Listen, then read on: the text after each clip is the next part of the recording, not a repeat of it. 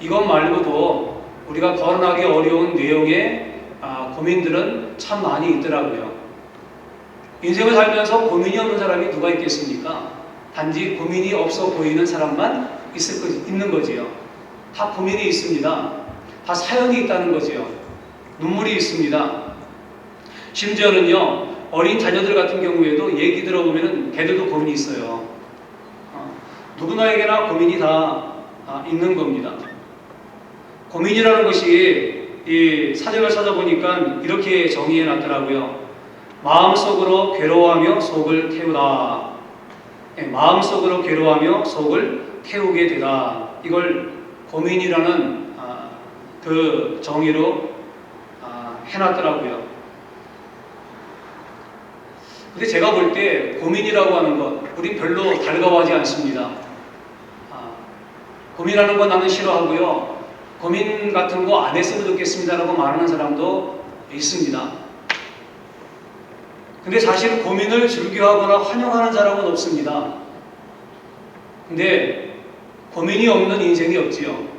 그리고 또 한면으로 본다면 고민한다고 하는 것은요, 이거는 인생에서 정말 떼어버리고 싶은 혹 같은 존재일지는 모르지만 또 다른 면으로 본다면 그건 축복입니다. 그 희망입니다. 왜냐하면 똑같이 염려하고 근심하고 뭔가를 갖다가 마음 가운데 두고 어려움을 갖고 있는 그런 단어들이, 유사 단어들이 있습니다. 고민이라는 것과 염려와 근심과 걱정이라는 단어들이 어떻게 보면은 한 분지 가운데 있는 것처럼 보입니다. 이게 이거고 그게 이거고 다 똑같이 보여요. 근데 내용 속으로 들어가면은요, 다 다릅니다. 그래서 고민이라는 것과 염려와 근심, 걱정이라는 것은요, 이건 차원적으로 다른 의미를 갖고 있습니다. 다른 거다 설명드리기가 어렵지만은 고민은 왜 희망이라고 하는가? 그것은요, 내 마음 가운데 뭔가 열망이 있다라고 하는 겁니다. 내 마음 가운데 뭔가 지금의 상황보다 나아지기를 바라는 이러한 바램들이 내 안에 있다는 거지요. 희망이 있다는 겁니다. 소망이 있다는 겁니다. 그 가운데서 몸부림치고 있는 과정, 그 행동이 뭐라고요? 그게 바로 고민이라고 하는 겁니다. 따라서 고민이 있다라고 하는 것은 긍정적이고요, 발전적인 겁니다. 여러분 가운데도 아마 고민들이 다 있을 겁니다. 다 내용들은 다를지라도요. 우리가 오늘 읽었던 이 본문의 이야기는 세례 요한에 관한 말씀입니다. 세례 요한이 약 30살쯤 돼가지고 유대 광야에 나가서 전도 활동을 시작했습니다. 근데 그가 전도 활동을 하기에는요, 두 가지의 면이 납득하고 이해가 되지 않는 부분들입니다. 첫째는 전도하려면 사람들이 많은 데 가야지요. 예를 들면 뭐 시장통, 아니면 사람들이 많이 문집해 오는 그러한 장소, 그런 데 가서 전도를 해야지 사람들이 전도를 들을 거 아니겠습니까? 근데 세례 요한은 어디서 전도했습니까? 유대 광야, 요단강 근처에서. 광야는 사람들이 없는 곳이지요. 거기는 인적이 드문 곳입니다. 근데 거기서 전도 활동을 하게 되었습니다. 그리고 또 한 가지 좀 안 맞는 건 뭐냐면은 그의 메시지가 사람들이 듣고 싶어하는 이야기, 정말 사람들의 마음을 후련하게 만들거나 혹은 사람들이 원하는 그러한 설교의 내용을 가지고 메시지를 선포했다면 모르는데 세례 요한의 메시지는요, 사람들이 환영할 만한 내용이 아니었습니다. 뭐 지금으로 말하면은 번영의 복음이든지 혹은 또 긍정의 힘, 이렇게 해야 인생 성공하고 이런 비결이 있습니다 라고 하는 것들을 뭐 알려준다면은 사람들이 먼 길을 마다하고 그 이야기를 들으려고 가지요. 그런 내용이 아니었습니다. 세례 요한의 설교의 주된 핵심은 회개의 내용이었습니다. 그건 뭡니까? 너희가 아브라함의 자손이라고 지금 가만히 있으면은 자동적으로 구원받고 그 아브라함의 놀라운 축복을 너희가 다 받을 거로 생각하는데 이거 착각이다. 너희 그 환상에서 벗어나야 되고 그 환상을 깨트려야 한다. 그렇게 해서 구원받고 하나님의 축복을 받는 것이 아니라 너희들 자신들의 죄악을 보고 그 죄악을 하나님 앞에 철저하게 회개하고 그리고 너희의 삶을 돌이켜서 하나님이 받으시고 하나님이 원하시고 하나님이 기뻐하시는 만한 삶의 열매를 맺을 때에만 이 하나님의 구원과 하나님의 축복이 너희 가운데 임한다 라고 하는 설교의 내용이었습니다. 철저하게 회개하고 철저하게 돌아서고 철저하게 삶을 바꿔야만 희망이 있다. 이게 세례 요한의 설교였다는 겁니다. 여러분 지금도요 이런 설교는 환영받지 않습니다. 이런 설교 한번 해보세요 한번요. 아마 있을 사람이 없습니다. 다 떠나버리지요. 세례 요한 때도 마찬가지입니다.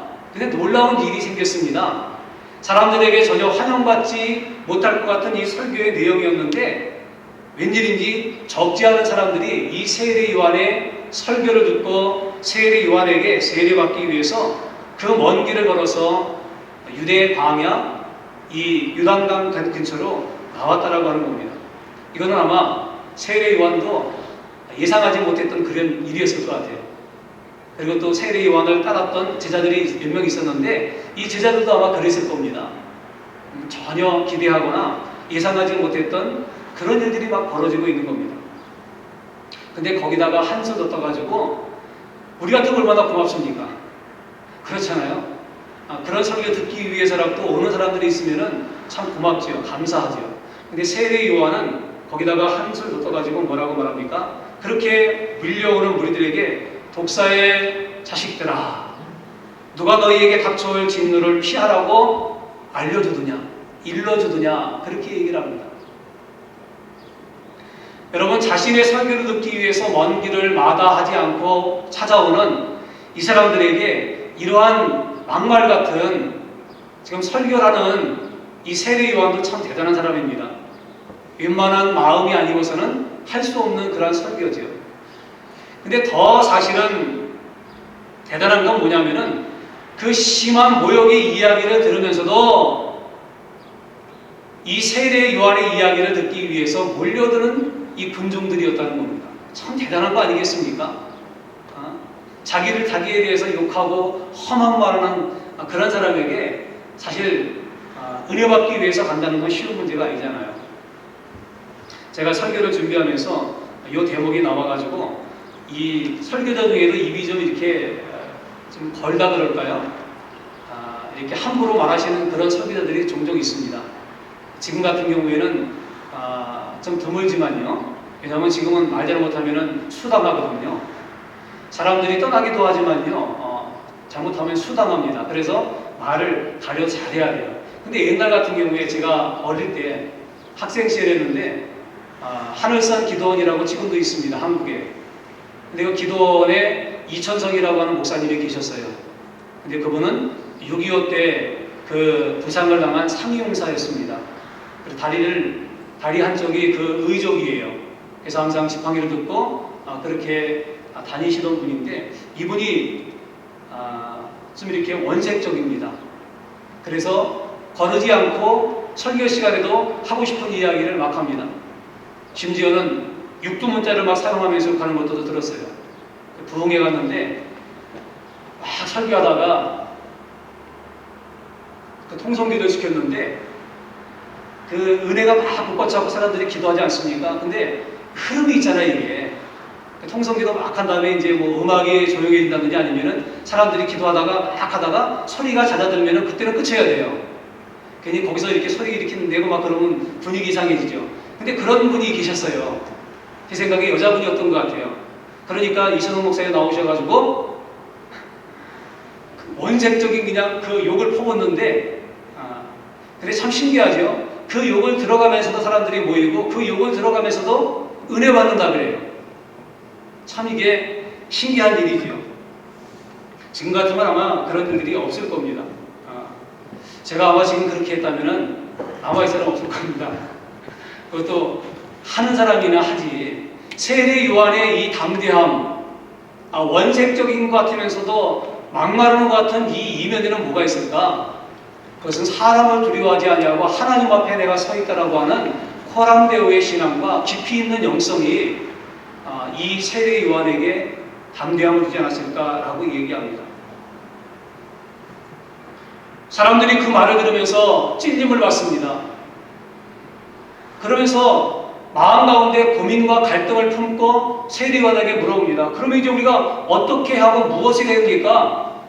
라고 물어볼 때 세례요한이 이렇게 얘기를 했습니다. 옷두벌 입는 자는 없는 자에게 나눠주고 먹을 것이 있는 자도 그렇게 해라. 그러면서 세리들에게는 이렇게 말했습니다. 너희들은 정해준 세금보다 더 받지 말아라. 그 당시에는 이게 흔했거든요.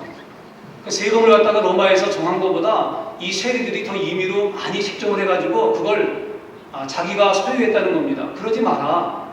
그 다음에 군인들에게는요, 아무에게도 협박하여 억지로 빼앗거나 거짓 보수하여 빼앗거나 속여서 빼앗지 말고 너희 봉급으로 만족하게 하라.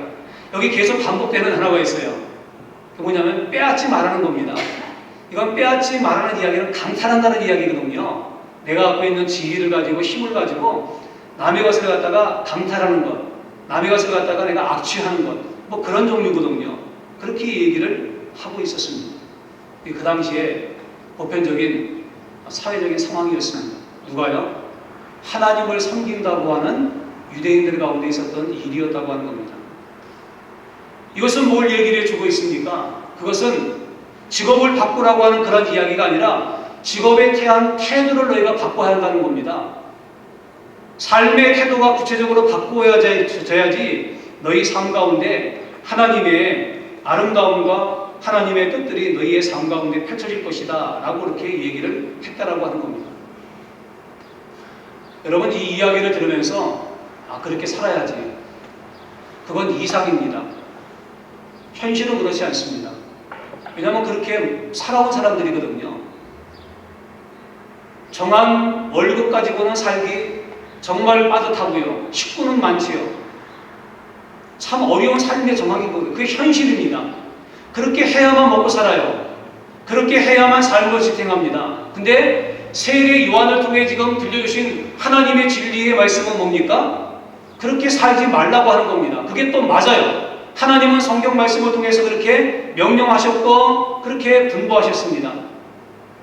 자, 이 두 가지가 있습니다. 하나는 세례 요한을 통해 주신 절대 진리 하나님 말씀 이상일 수 있죠. 근데 현실은 그렇지 않습니다. 그 속에서 여러분, 이 이야기 들으면서 사람들이 얼마나 고민하고 갈등했을까요?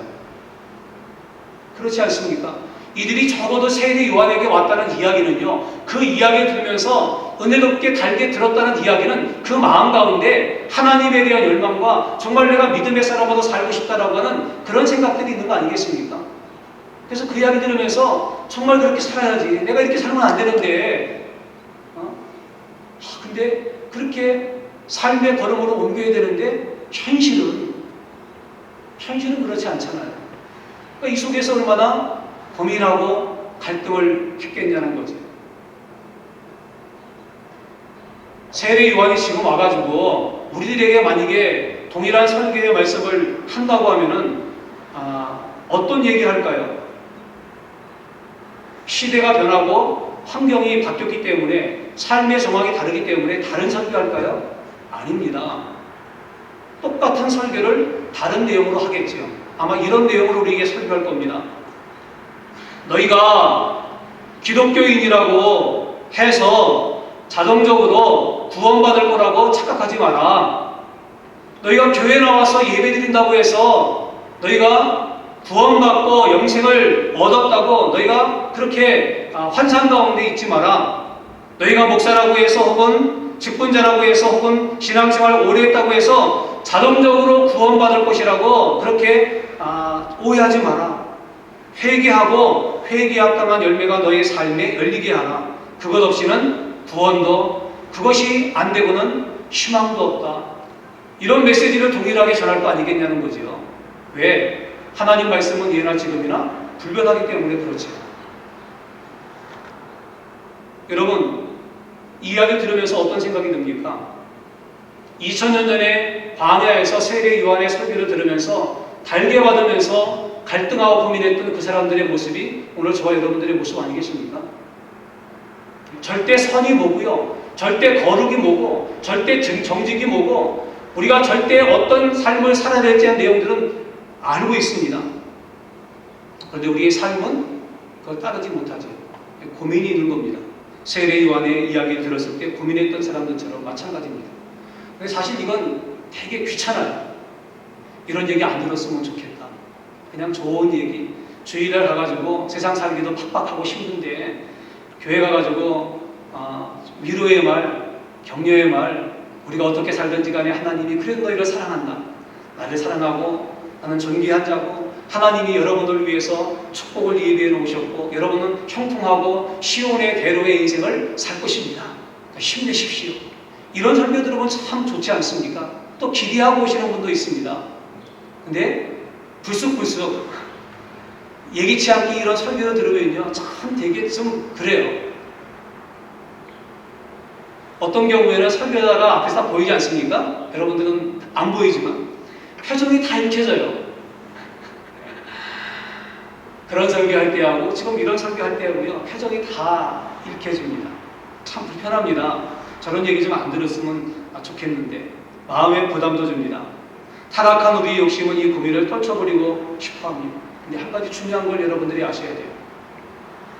여러분의 마음 가운데 이러한 고민이 있고요 갈등이 있고 이 속에서 내가 어떤 의미에서는 이 둘 가운데서 사실 머뭇거리다고 할 수 있고 이 번민하고 있는 이런 것들이요 저와 여러분 가운데 반드시 있어야 한다고 하는 겁니다.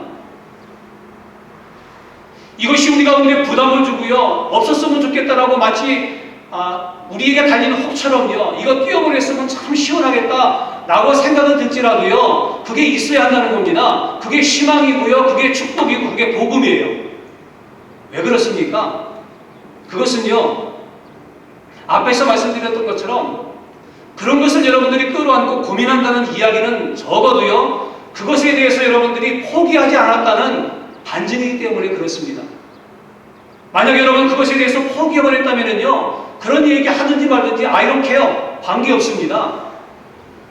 근데 그 이야기 들으면서 여러분의 마음 한구석에서 불편한 마음이 들고 고민하는 그러한 표정들이 역력하고 부담의 마음을 느낀다고 하는 것은요 아직도 내 삶은 그렇지 못하다 할지라도 내가 아직은 영적으로 시스템이 작동되어 있고 내가 영적으로 하나님 앞에 살아있는 영적인 그 무엇인가가 있기 때문에 이런 고민들을 하는 거예요. 여러분 사람들이요 자기가 관심 있는 것만 보고요 관심 있는 이야기만 듣습니다. 정말 그래요. 다른 사람이 아무리 중요한 걸 얘기를 해도 나한테 관심이 없으면 그 얘기 잘 듣질 않습니다. 내 마음 가운데 담지 않습니다. 나의 관심, 나의 중요히 여기는 것 이것 때문에 고민하는 거예요. 여러분 이거 아니면 고민하지 않습니다. 그렇지 않아요? 예를 들면 저 같은 경우에는 이제 하다 보면 우리 목사님들을 만나면은 목회하시는 목사님들 중에서 그 골프 치시는 목사님들이 많이 계세요. 특별히 이제 미국 교회 목회하시는 분들은 자연스럽게 교인들이 권장을 하니까 이렇게 목회를 건강사업 해가지고 이제 하십니다. 이제 저희 주위에도 이 골프를 치시는 목사님들이 계세요. 같이 얘기하다 보면은 요즘 골프를 시작하신 어떤 목사님이 계시는데 그분 얘기는 골프 얘기만 합니다. 나가가지고 내가 필드에 나가지 못하고 동네 이 잔디가 있는데 아무도 안 온대요. 거기 가고 골프 채 들고 그 다음에 공안 놓고 이제 치는 거예요. 이쪽으로 치고 그 다음에 저쪽 가가지고 다시 이쪽으로 치고 자기는 참 즐겁고 좋대요. 그러면서 이제 내가 신경을 좀 넓혀야 되는데 어떻게 해야 될지 참 고민이 많다고 막 얘기를 합니다. 옆에 있으면서 이제 맞장구는 쳐주지만 난 관심 없어요. 왜냐하면 골프는 나하고 관심이 없는 거기 때문에 그분이 아주 관심 있게 자기는 정말 중요하다고 얘기를 막 이렇게 하고 막 하는데 나한테는 그게 관심 있게 들려지지가 않습니다. 하지만 목회에 대한 이야기라거나 영적인 부분에 대한 이야기를 나눌 때는 진지하게 함께 참여하죠. 왜? 내가 중요하게 여기는 부분이기 때문에 그렇습니다. 여러분도 마찬가지예요. 여러분이 상처받고요. 여러분이 고민하는 건 뭡니까? 여러분이 중요하게 여기는 가치 때문에 그런 거예요. 따라서 우리가 이 문제에 대해서 고민하고 갈등한다는 것은요. 우리가 아직도 희망이 있다는 겁니다. 나의 삶은 거기까지는 따라가지 못하지만요. 그러니까 우리의 삶 가운데 여러분이 무엇 때문에 고민하십니까? 이게 오늘 여러분을 말해주는 거예요. 여러분 뭐 때문에 고민합니까? 뭐가 여러분에게 정말 힘들게 만들고 그렇습니까? 그게 여러분의 관심사고 여러분이 중요하게 여기는 부분인 거예요. 그런 의미에서 본다면은 우리가 영적으로 이렇게 고민한다는 것은 축복이죠. 여러분, 내가 예수 믿고 난 다음에도요, 불구하고 정말 은혜가 충만할 때는요, 죄하고는 정말 관계없이 살 것처럼 생각해지죠. 근데 시간이 좀 지나면 우리는 죄를 또 계속 짓게 되는 모습을 발견하게 됩니다. 그때 참 자신에 대해 충격이고요, 또 갈등되고 참 불편합니다. 그렇게 죄를 짓는 내가 싫을 수가 없습니다. 그래서 하나님 앞에 진솔하게 막 눈물 콧물로 막 기도하고 그렇게 하지 않습니까? 근데 이런 고민을 우리만 갖고 있던 게 아닌 것 같아요. 성경을 보니까 위대한 사도였던 바울도요, 이런 고민 가운데 갈등하고 몸부림쳤던 흔적들을 성경이 우리 가운데 보여주고 있더라고요. 로마서 7장에 보니까 사도 바울은 19절 말씀에 이렇게 말합니다. 내가 원하는 바 선을 행하지 아니하고 도리어 원하지 아니하는 바 악을 행하는도다. 그러므로 내가 한 법을 깨달았노니 곧 선을 행하는 나에게 악이 함께 있는 것이로다. 그렇게 말합니다. 여러분, 위대한 사도가 고민하는 거예요. 갈등합니다. 절규하지 않습니까? 그러고 난 다음에 24절에 와서는요, 바울의 탄식이 최고조에 달합니다. 이렇게 고백을 해요. 오라 나는 곤고한 사람이로다. 이 사망의 몸에서 누가 나를 건져낼 것인가? 라고 이렇게 얘기를 합니다. 그런데 절대 절망 같은 탄식의 외침 같은 이 죽음의 절규가 그렇게 보이지만 사실은 그렇지 않다라고 하는 겁니다. 왜 그렇습니까? 이것은 자기가 영적으로 살아있다는 것이며 하나님에 대한 열망과 갈망이 자기의 마음 가운데 있다는 겁니다. 나 하나님 뜻대로 살고 싶어요. 죄와는 관계없이 하나님이 원하시는 그 모습대로 난 살고 싶어요. 근데 현실은 그렇지 못합니다.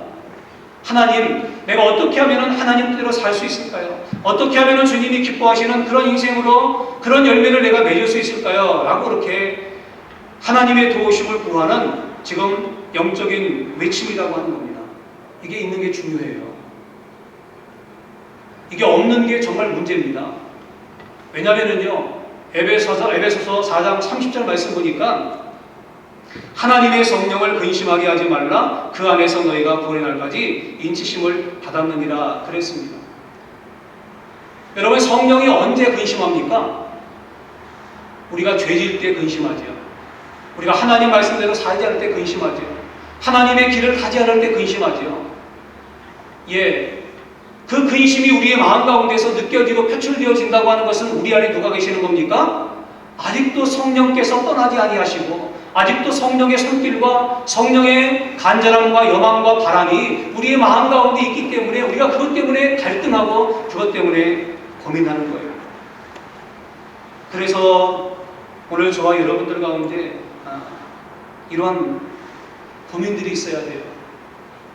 세상에 대해서 고민하는 것보다 더 무겁고 더 신중하고 더 정말로 비중 있게 이런 고민들이 여러분과 제 가운데 있어야 합니다. 어떤 그리스도인이 자기 은혜 가운데 살고 싶고 하나님 말씀대로 살고 싶고 주님이 기뻐하는 삶의 열매를 맺고 싶은데 그러지 못하는 거예요. 계속 고민하고 갈등하고 하나님의 도우심을 구하는데도 몸부림을 쳐도 이게 힘든 거예요. 그래서 훌륭한 수도사에게 찾아가서 자문을 구했습니다. 이야기를 다 듣고 난 다음에 이 수도사가 성 버나드의 글 중에서 한 대목을 읽어주었다 그럽니다. 내 형제여, 자기의 마음이 굳어있다는 것을 모르는 사람만이 마음이 굳어있는 것이다. 자기가 완고하다는 것을 모르는 사람만이 완고한 것이다. 그랬어요. 우리가 종종 전도하다 보면요, 이런 사람 만납니다. 나는 죄가 많아가지고 죄를 많이 지어갖고 난 교회 갈 수 없다고. 내가 교회 가면은 교회가 정말 엉망된다고. 교회를 생각도 해주는 것 같기도 하고 또 그렇게 보이지요. 근데 여러분, 이 사람이 정말 자기가 죄인이라고 느끼기 때문에 이런 얘기 할까요? 그렇지 않아요.